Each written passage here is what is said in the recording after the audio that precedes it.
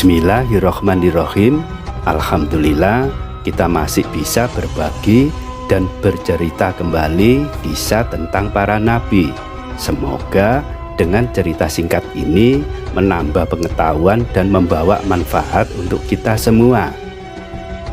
Dan kesempatan kali ini bercerita tentang kisah perjalanan Nabi Ilyas alaihi salam.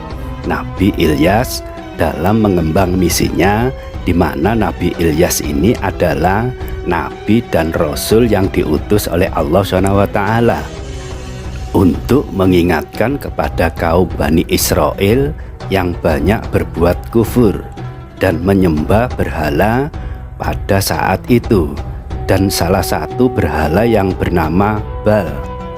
Dan untuk memerangi kaum dari Nabi Ilyas ini, terus untuk menyerukan, mengajak ke jalan yang benar.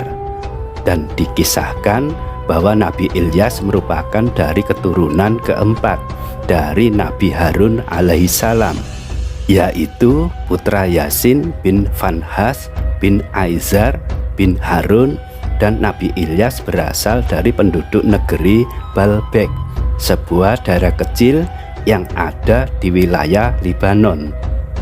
Dan dikisahkan juga Nabi Ilyas yang tinggal di wilayah Baalbek merupakan sebuah kota yang sekarang disebut dengan Libanon.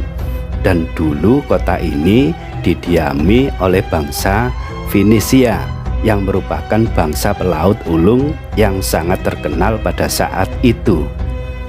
Bangsa ini menyembah berhala yang bernama Baal, dan sampai sekarang masih ada peninggalan sebuah bangunan altar yang bernama Heliopolis yang diyakini sebagai tempat penyembahan bangsa Venesia.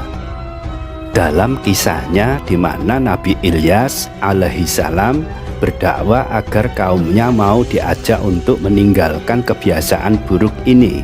Mereka menyembah berhala, dan berhala yang mereka sembah itu adalah bukan Tuhan yang sebenarnya. Dan berkali-kali Nabi Ilyas selalu mengingatkan kepada kaumnya, namun tidak pernah dihiraukan. Bahkan kaumnya selalu menentangnya. Nabi Ilyas akhirnya memohon kepada Allah SWT untuk diberi azab. Dan azab ini suatu bentuk peringatan agar kaumnya untuk kembali ke jalan yang benar. Tetapi kaum Nabi Ilyas tetap durhaka kepada Allah SWT. Akhirnya diturunkan azab berupa kemarau panjang selama 3 tahun berturut-turut, yang menjadikan seluruh negeri Baalbek mengalami kekeringan, dan semua tanaman kering dan hewan-hewan pun mati kelaparan. Kaum Nabi Ilyas akhirnya menyadari tentang kesalahan dan dosa-dosa yang mereka perbuat, dan mereka akan bersedia untuk meninggalkan berhala dan berjanji tidak akan menyembah kembali.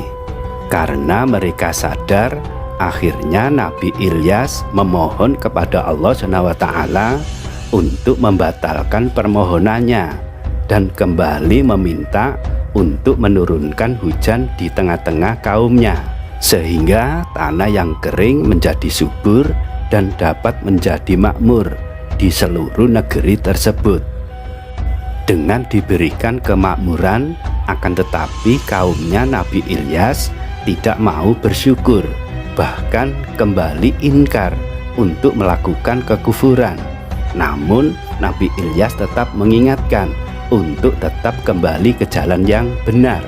Akhirnya Nabi Ilyas pun berdoa agar Allah SWT menarik kembali kenikmatan yang telah diberikan, dan mereka kembali ditimpa bencana yang lebih dahsyat daripada bencana sebelumnya.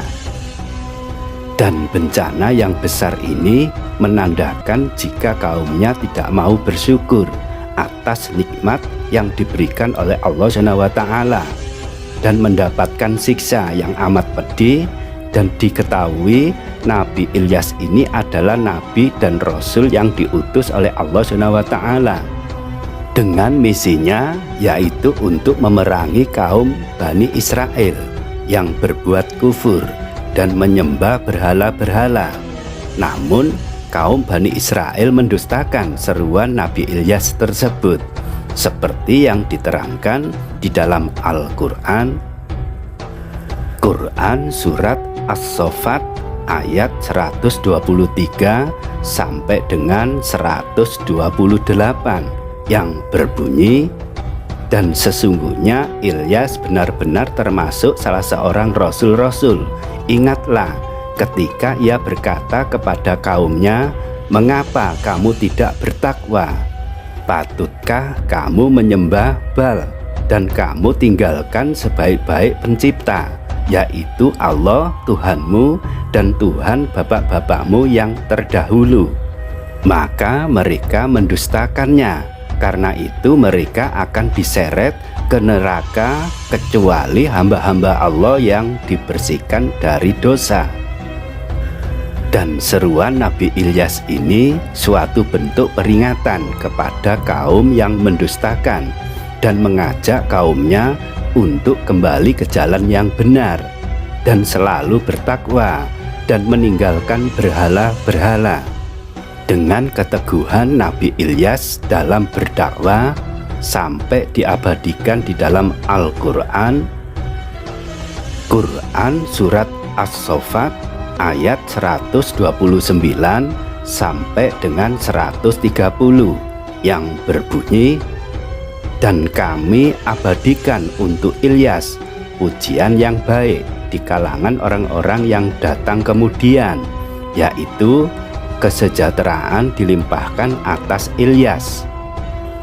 Seruan Nabi Ilyas ini mendapat pujian dari Allah SWT sebagai pelajaran pada kaum orang-orang yang datang kemudian. Nabi Ilyas sebagai nabi dan rasul yang soleh, seperti para nabi-nabi yang lainnya, seperti yang telah diterangkan di dalam Al-Quran. Quran Surat Al-An'am ayat 85 yang berbunyi, dan Zakaria, Yahya, Isa, dan Ilyas semuanya termasuk orang-orang yang soleh. Dan kisah tentang Nabi Ilyas ini tidak banyak diceritakan di dalam Al-Quran, akan tetapi banyak memberikan keteladanan dan pesan-pesan dalam kehidupan kita.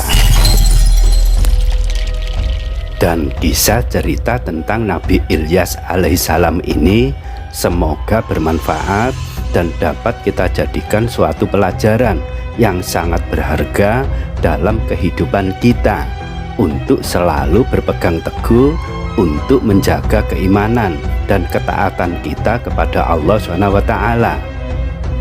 Semoga dengan cerita singkat ini dapat menambah pengetahuan dan membawa manfaat untuk kita semua. Dan saya ucapkan banyak terima kasih yang sudah bisa bersama kami, dan jangan lupa beri komentar, berbagi tentang kebaikan.